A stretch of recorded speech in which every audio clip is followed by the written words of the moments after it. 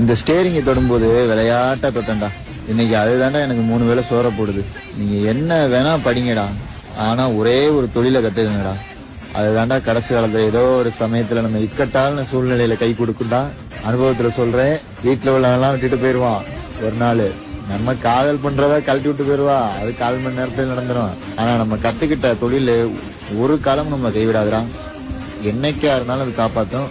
முடிஞ்ச அளவுக்கு ஒரே ஒரு தொழிலை கத்துக்குங்க, அது என்ன தொழிலா இருந்தாலும் பரவாயில்ல. இந்த ஸ்டேரிங்கை தொடும்போது விளையாட்டா தொட்டேன்டா. இன்னைக்கு அதுதான்டா எனக்கு 3 வேளை சோற போடுது. நீங்க என்ன வேணா படிங்கடா, ஆனா ஒரே ஒரு தொழிலை கத்துக்கங்கடா. அதுதான்டா கடைசி காலத்துல ஏதோ ஒரு சமயத்துல நம்ம இக்கட்டான சூழ்நிலையில கை கொடுக்குண்டா. அனுபவத்துல சொல்றேன், வீட்டுல உள்ளவெல்லாம் விட்டுட்டு போயிருவான் ஒரு நாள். நம்ம காதல் பண்றத கழட்டி விட்டு போயிருவா, அது 1/4 மணி நேரத்துல நடந்துரும். ஆனா நம்ம